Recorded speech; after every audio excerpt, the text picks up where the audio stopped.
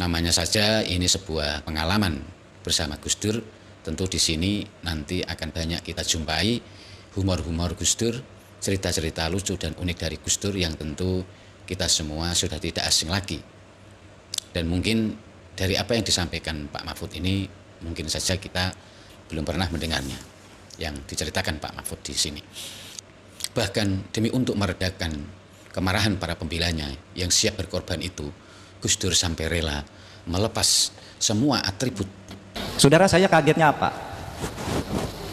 Ternyata bagi Gus Dur itu jadi menteri tidak perlu kolusi. Saya tidak punya uang sepeser pun waktu itu tiba-tiba diangkat menjadi menteri, padahal waktu itu di koran-koran. 2 hari sebelum saya dipanggil oleh Gus Dur itu, koran Rakyat Merdeka itu menulis tarif untuk menjadi menteri 3 miliar melalui orang dekatnya Gus Dur, si A si B gitu. Kalau jadi menteri hubungi ini, nanti disampaikan Gus Dur tarifnya sekian. Tiba-tiba Gus Dur mengundang saya dan tidak. Kita harus mencontoh bagaimana cara Gus Dur itu, saudara, kalau mau waktu itu tidak jatuh sebagai presiden itu gampang saja. Kalau Gus Dur mau kedudukannya sebagai presiden itu bertahan pada waktu itu, asal mau itu yang dilakukan oleh Gus Dur, sehingga pantas. Kalau ciri kepemimpinan Nabi itu anta syamsun, engkau adalah matahari. Matahari itu konsisten, tegas, menerangi, jelas arahnya ke sana. Tetapi ketika sampaikan pada Gus Dur mengatakan, saya tidak mau melanggar konstitusi, saya lebih baik jatuh dari presiden daripada saya melanggar konstitusi dengan didikte oleh partai-partai untuk menentukan menteri. Padahal menteri itu adalah beda dengan presiden lain. Kalau Gus Dur itu, kalau presiden lain itu siapa dulu tamunya, kalau orang cuma orang-orang sembarangan tidak diterima. Tapi kalau Gus Dur siapa itu, suruh masuk. Masuklah bersama kata si tentara, Pak mau diizin Bu, ini Bapak mau naik dari kanan. Tidak boleh, tentara harus dari kaki kiri. Si Ustadz bilang, tidak boleh Bu, menurut sunnah Nabi mulai dari kanan. Lalu Butin, memang apa-apaan kamu? Apa Pak Harto sudah rompat sama kamu? Ayo Pak, naik, katanya. Didorong Pak Harto, tidak tahu lagi apa naik kanan apa naik kiri, pokoknya masuk. Itu artinya apa? Kata Gus Dur, mengambil keputusan. Jadi Gus Dur itu banyak cerita-cerita lucu gitu, tetapi sebenarnya ingin memberi pesan moral, bagaimana mengatur negara ini dengan enak. Pertama, kebersihan, ketegasan. Yang kedua, dia tidak sewenang-wenang terhadap orang lain. Pak Mahfud katanya, tahu enggak? Itu sholawat itu. Itu sholawat itu untuk membangun semangat. Untuk membangun semangat juang seperti yang dilakukan oleh Nabi. Oleh sebab itu perbanyaklah baca sholawat. Karena sholawat itu. Assalamualaikum warahmatullahi wabarakatuh. Bismillahirrahmanirrahim. Alhamdulillahirabbil alamin wa bihi nasta'inu ala umuri dunya waddin. Wassalatu wassalamu ala asyrafil anbiya'i wal mursalin sayyidina wa maulana Muhammadin wa ala alihi wa sahbihi ajma'in, amma ba'd. Para pemirsa sebangsa dan setanah air dimanapun Anda berada yang berbahagia, terima kasih Anda semua masih bersama dengan saya Normas, Nur Rahmat Asmawi, di Normas Channel.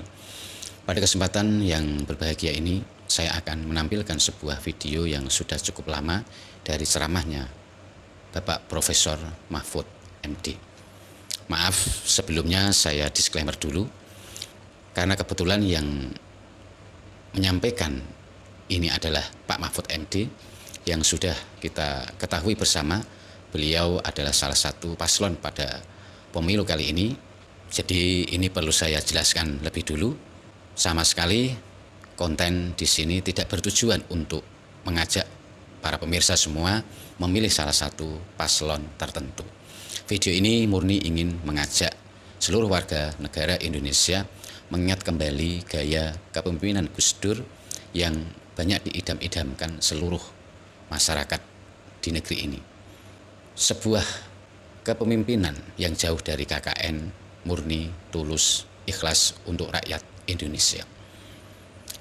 Video ceramah Pak Mahfud ini menarik untuk saya share kembali karena berisi tentang prinsip-prinsip dan kepemimpinan Allahu Yarham Gus Dur yang patut sekali untuk dijadikan sebagai contoh para calon pemimpin di negeri ini.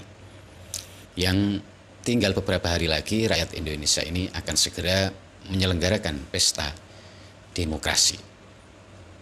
Kisah yang diceritakan oleh Pak Mahfud MD di sini berdasarkan pengalaman pribadi beliau dan berdasarkan kedekatan beliau dengan Gus Dur semasa masih menjabat sebagai seorang presiden.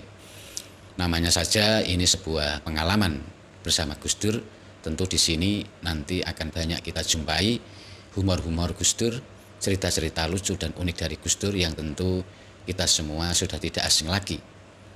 Dan mungkin dari apa yang disampaikan Pak Mahfud ini, mungkin saja kita belum pernah mendengarnya yang diceritakan Pak Mahfud di sini.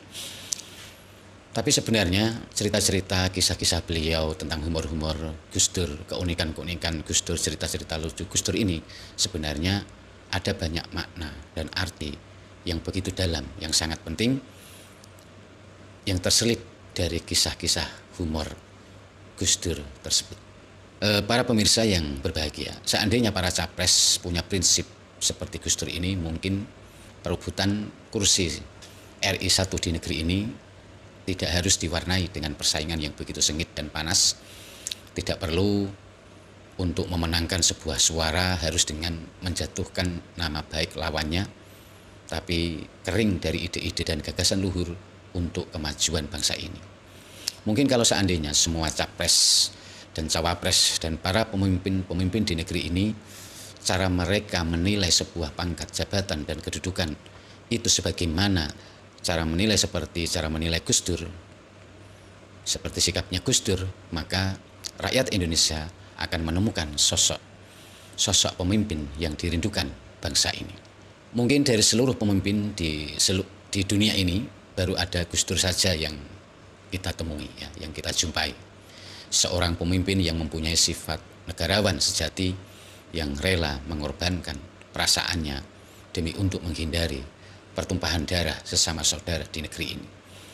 Tentu kita semua masih ingat peristiwa yang sangat mengharukan yang membuat banyak orang di negeri ini menitikkan air mata yang tidak akan pernah dilupakan oleh sebagian besar rakyat Indonesia, yaitu ketika Gus Dur dilengsarkan secara paksa dengan tuduhan pelanggaran hukum yang sampai sekarang sebenarnya tidak pernah terbukti.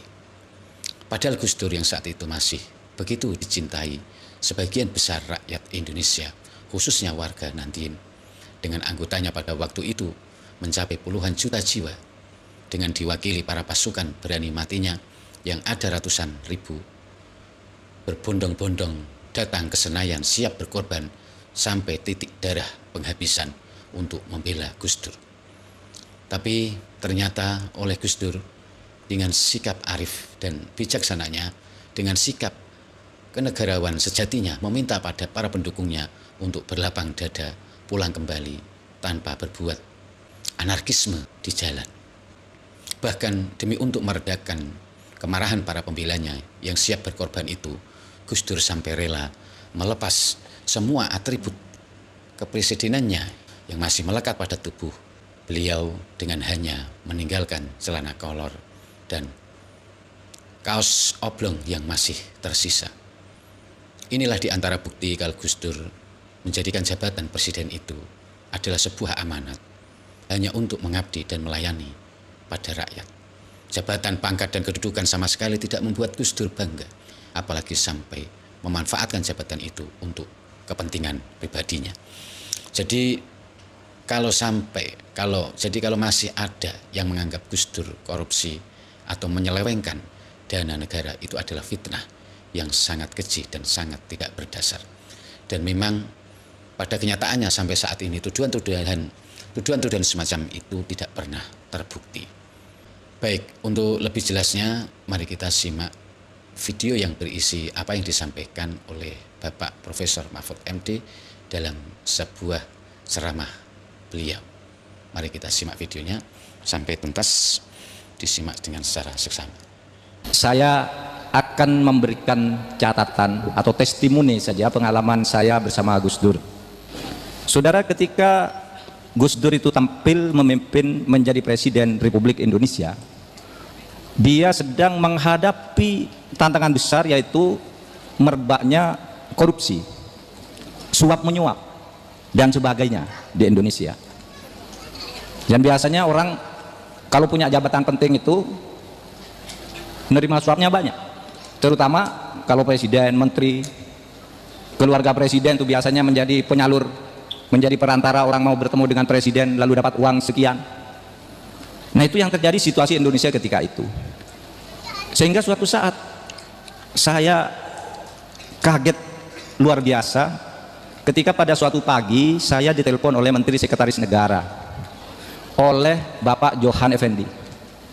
Katanya Pak Mahfud diundang oleh Presiden ke istana hari Sabtu jam 8. Saya kaget luar biasa pertama karena saya kenal baik dengan Gus Dur, tapi saya tidak tahu kalau Gus Dur itu kenal dengan saya.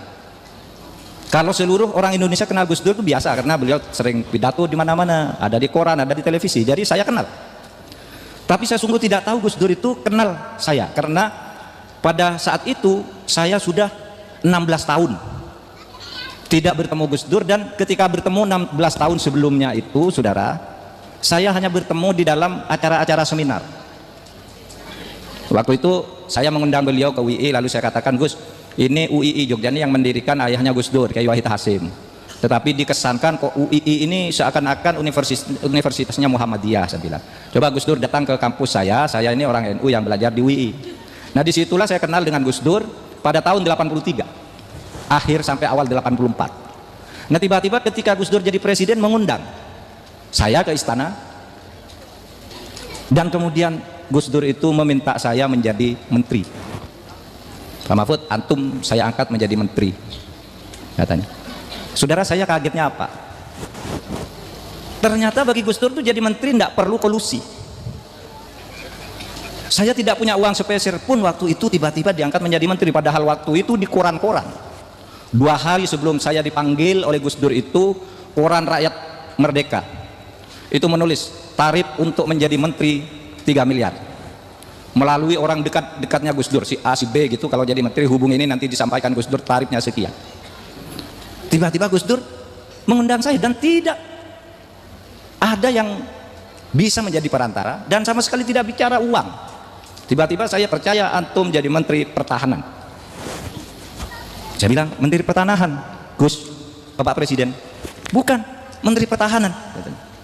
Saya sendiri waktu itu sangat kaget karena diberi jabatan itu. Tetapi yang terpenting, saudara, Gus Dur itu bersih itu dari kolusi, korupsi dan sebagainya ketika memimpin negara ini.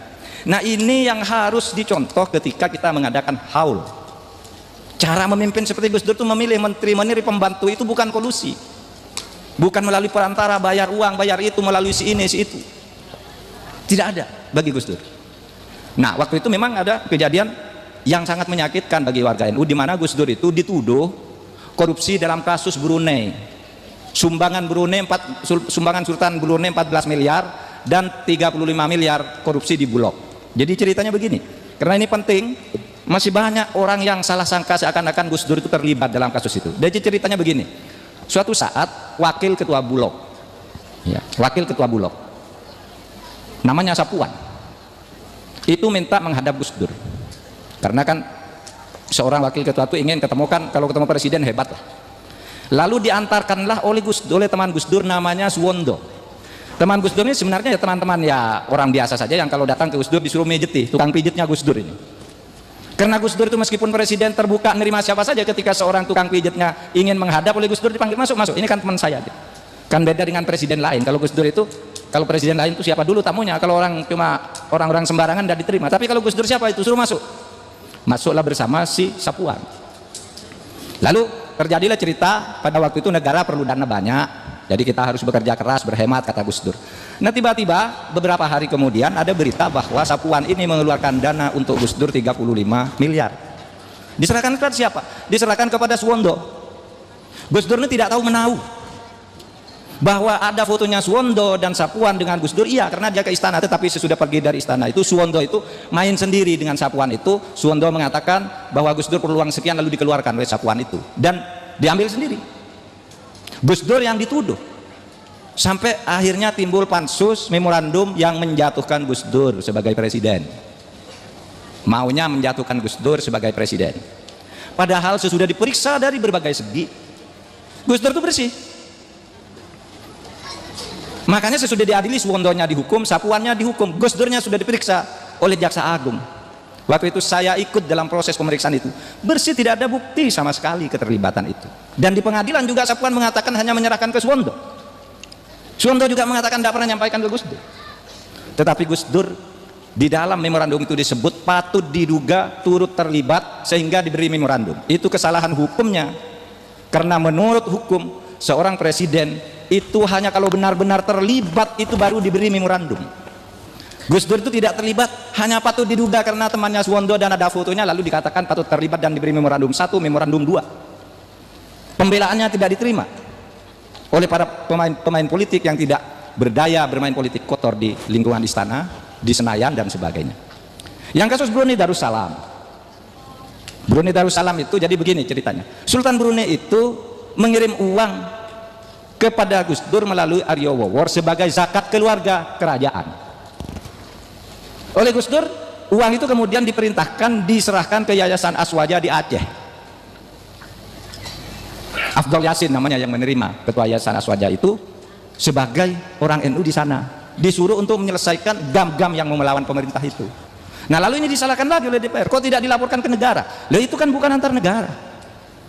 Negara tidak pernah kirim surat secara resmi kepala negara apakah menteri ke Sultan Brunei, tapi dia membagi zakatnya karena tahu bahwa di Indonesia sedang terjadi kesulitan ekonomi dan tahu bahwa presiden itu seorang ulama. Dikirimkan ke Gus Dur dana itu. Lagi-lagi disalahkan sampai akhirnya Gus Dur dijatuhi memorandum 2. Tetapi sebelum proses penjatuhan Gus Dur itu terjadi, terjadi peristiwa lain di mana Gus Dur dijatuhkan lebih cepat karena alasan lain, bukan karena soal dana Bulog dan bukan karena soal dana dari Brunei. Nah, saudara, saya ingin mengatakan di sini sebagai pemimpin Gus Dur dalam kesaksian saya itu sangat bersih dari hal-hal seperti itu. Itu sebabnya karena dia sangat bersih dimusuhi oleh orang-orang yang tidak bersih. Difitnah habis-habisan sampai dia harus keluar, harus jatuh sebelum masa jabatannya berakhir.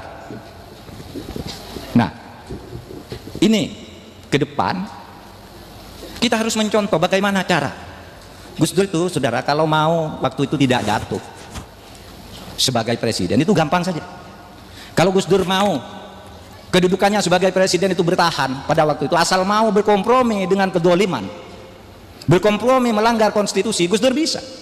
Karena waktu itu saya juru lobbynya dengan kekuatan politik lain itu saya bicara, lalu partai itu bilang udahlah Gus Dur itu tidak akan dijatuhkan asal menteri ini kasihkan ini, menteri ini kasihkan ini, menteri ini kasihkan dan macam-macam. Tetapi ketika saya sampaikan pada Gus Dur mengatakan saya tidak mau melanggar konstitusi, saya lebih baik jatuh dari presiden daripada saya melanggar konstitusi dengan didikte oleh partai-partai untuk menentukan menteri, padahal menteri itu adalah urusan presiden, hak prerogatif presiden.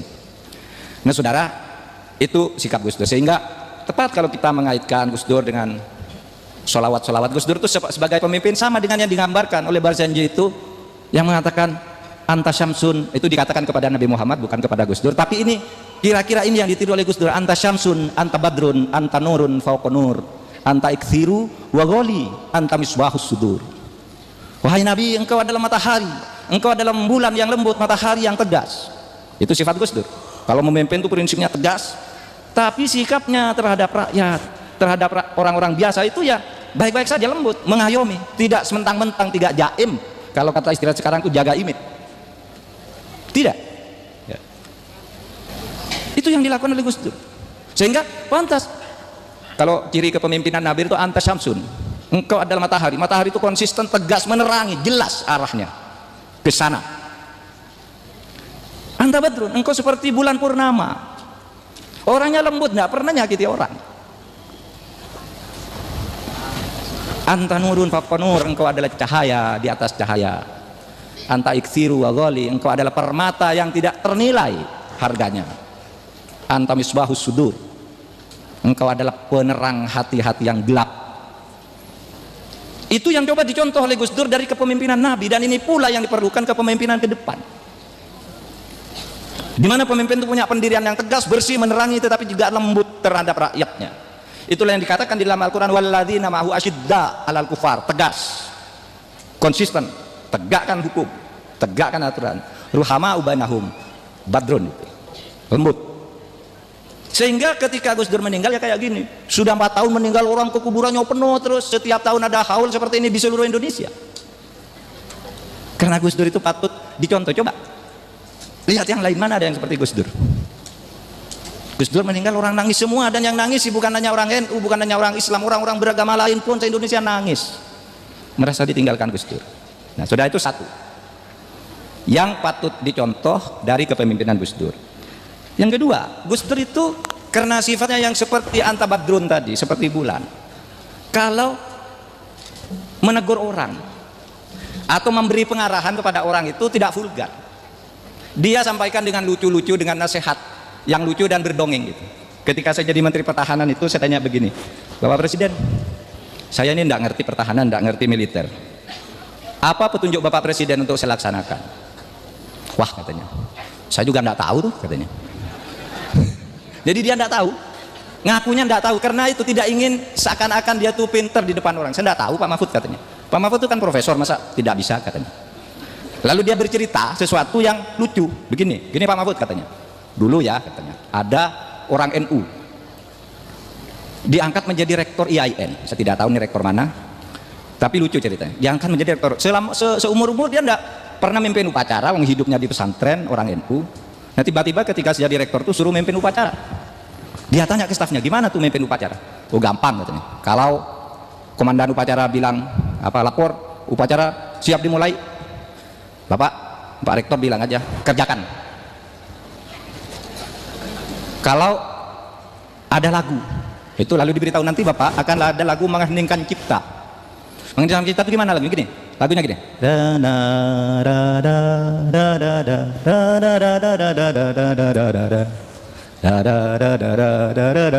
Bapak terus bilang selesai. Nah, kalau sudah lagu selesai, Pak Rektor bilang selesai. Lalu kata Gus Dur, datang tuh orang memimpin upacara. Lalu ketika mulai lagu itu, mengheningkan cipta, mulai. Kemudian selesai, katanya. Ternyata lagunya itu belum selesai, rektornya bilang selesai. Tiba-tiba lagunya bersambung lagi, mulai lagi. Jadi mengheningkan cipta 2 kali. Apa yang ingin dikatakan Gus Dur di situ? Yang ingin dikatakan Gus Dur di situ, kalau kamu mendengar sesuatu, dengarkan dulu baik-baik, jangan buru-buru baru bersikap. Coba, kan tidak bisa. Pak Mahfud seorang profesor dinasihati, Pak Mahfud jangan buru-buru. Nah, dia cerita aja, ada orang NU seperti itu tuh, katanya. Gimana ceritanya Gus? Ketika laporan, kita akan laporan, komandan upacara siap dilaksanakan. Lalu kiai itu semula bilang, monggo mulai. Dia tuh Pak Kiai, tadi kan diberitahu kerjakan. Lalu lapor lagi, upacara siap dilaksanakan. Lalu sang kiai itu yang rektor bilang kerjakan. Lalu yang upacara itu komandannya bilang kerjakan. Loh, kamu kok nyuruh? Kan saya yang nyuruh kerjakan. Nah, itu caranya Gus Dur itu memberi nasihat, tidak pernah nyakiti orang lain, dengan guyon aja. Bagaimana caranya ngambil keputusan yang tepat? Kata Gus Dur, agar seorang pemimpin itu tegas, ngambil keputusan itu tidak ragu, tidak diombang-ambingkan oleh opini. Gus Dur bercerita begini kepada saya waktu itu, Pak Mahfud, katanya gini loh, dulu waktu Pak Harto menjadi presiden awal-awal itu di tahun 67, Pak Harto itu mempunyai 2 ajudan. Yang satu ajudannya tentara, yang satu ustadz. Gimana Gus? Tentara kan ustadz kan beda tuh, katanya. Kalau tentara itu memulai segala sesuatunya memulai dari yang kiri. Misalnya maju jalan kiri, yang jalan dulu. Kalau ustadz itu harus mulai dari yang kanan. Karena Nabi mengajarkan makan, melangkah, gitu, masang baju, lengan, itu mulai dari yang kanan, yang sunnah. Tapi kalau tentara mulai dari yang kiri. Sehingga suatu saat Presiden Soeharto mau pergi ke suatu tempat. Ketika kakinya mau naik yang kanan, sama tentara dipegang, jangan Pak, ini tentara. Mulai dari tangan kiri, dari kaki kiri. Ketika kaki kiri mau mulai, si ustadz yang pegang kakinya Presiden, jangan Pak, menurut Nabi harus mulai dari yang kanan. Terus kanan kiri, Butin itu sudah duduk di dalam. Ini apa sih kok ribut? Lalu Butin turun, apa ini kok Pak Harto dan naik-naik? Kata si tentara, Pak, mau diizin Bu, ini Bapak mau naik dari kanan. Tidak boleh, tentara harus dari kaki kiri.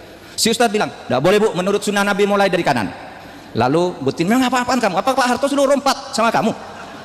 Ayo Pak, naik, katanya. Didorong Pak Harto, tidak tahu lagi apa naik kanan apa naik kiri, pokoknya masuk. Itu artinya apa? Kata Gus Dur, mengambil keputusan jangan terombang-ambing oleh orang lain. Anda harus punya pendirian. Kalau Anda sudah punya pendirian, pertahankan pendirian itu. Nah, Jadi Gus Dur itu banyak cerita-cerita lucu gitu, tetapi sebenarnya ingin memberi pesan moral. Bagaimana mengatur negara ini dengan enak. Pertama, kebersihan, ketegasan. Yang kedua, dia tidak sewenang-wenang terhadap orang lain. Pernah, yang ketiga itu kan Pak Mahfud katanya. Ini ada cerita. Kenapa?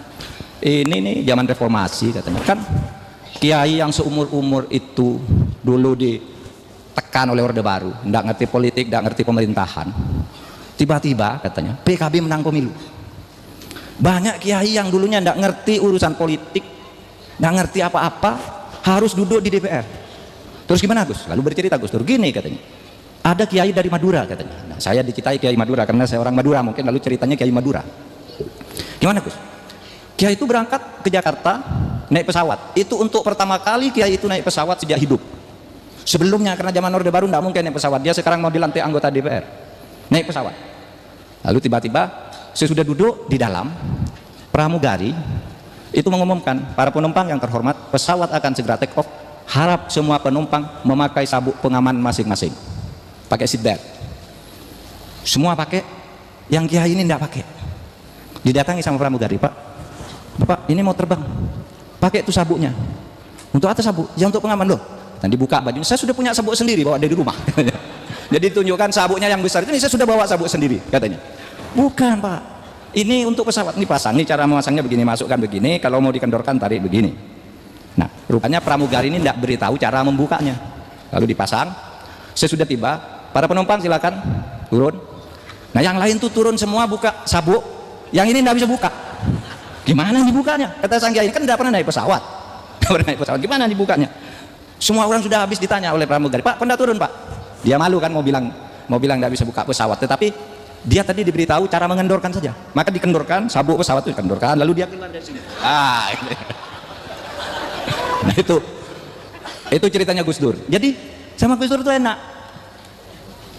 Programnya serius, gitu, jelas arahnya, tetapi dengan cara enteng, tidak membebani orang, dengan cara bergurau.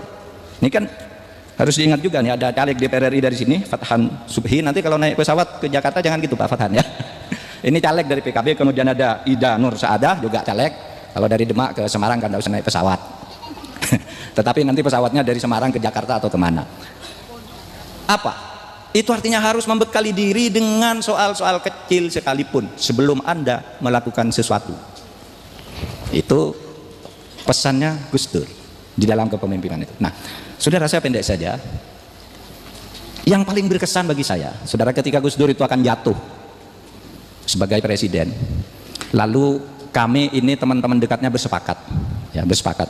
Saya, Khofifah, Alwi Shihab, Muhaimin Iskandar, kemudian Yeni Wahid itu bersepakat. Ini Gus Dur ini suka menerima masukan-masukan tidak benar habis sholat subuh. Jadi hari sholat subuh itu dia banyak sekali tamu yang tidak jelas, memberi informasi, lalu kadang-kadang memberi komentar terlalu cepat. Oleh sebab itu kami berlima itu diberi tugas gantian. Oh satu Pak Zakasih Nur, ada 6 mantan menteri koperasi itu, yang sama-sama orang NU lah semua. Pokoknya hari ini Pak Mahfud, hari ini Pak Alwi, hari ini Yeni, hari ini Khofifah, gantian lah, agar Gus Dur itu tidak didekati oleh sumber informasi yang salah. Nah saudara, saya menjadi tahu setiap pagi Gus Dur itu, ya Gus Dur itu telepon-teleponan dengan kiai-kiai, dengan Kiai Abdullah Fakih, dengan Kiai Fuad Hasim, pokoknya berdiskusi-diskusi gitu. Jadi hubungannya dengan kiai itu lancar, gitu. Tetapi juga Gus Dur itu di istana itu ramai dengan sholawat kayak gini. Cucunya melahirkan sholawat. Subuh-subuh itu kalau sedang berdendang sendiri dia baca sholawat kayak gini tadi, kayak yang dibacakan tadi. Bahkan di mobil pun beliau baca sholawat. Sampai saya berdiskusi dengan Gus Dur tentang sholawat itu. Pak Mahfud katanya, tahu enggak itu sholawat itu? Itu sholawat itu untuk membangun semangat. Untuk membangun semangat juang seperti yang dilakukan oleh Nabi. Oleh sebab itu perbanyaklah baca sholawat, karena sholawat itu mengingatkan Anda kepada Nabi, dan Allah juga akan memberi sentuhan-sentuhan agar Anda selamat. Bacalah sholawat yang banyak. Nah itu maka Gus Dur itu suka baca sholawat. Saya punya rekaman sholawat dengan Gus Dur. Setelah menyimak dari apa yang disampaikan oleh Pak Mahfud MD tentang Gus Dur ini, sebagai warga negara Indonesia, siapapun pasangan calon pada pemilu kali ini yang akan terpilih menjadi pemimpin di negeri ini, tentu kita semua sangat mengharapkan sosok seorang pemimpin yang seperti Gus Dur. Dan semoga presiden kita yang akan datang sesuai dengan harapan kita semua, yaitu yang menjadi harapan banyak orang di negeri Indonesia tercinta ini. Amin. Saya kira cukup sekian dari apa yang saya sampaikan di sini, saya sajikan di sini. Mohon maaf atas segala kekurangan dan kesalahan. Wabillahi taufiq wal hidayah wal afu minkum. Wassalamualaikum warahmatullahi wabarakatuh.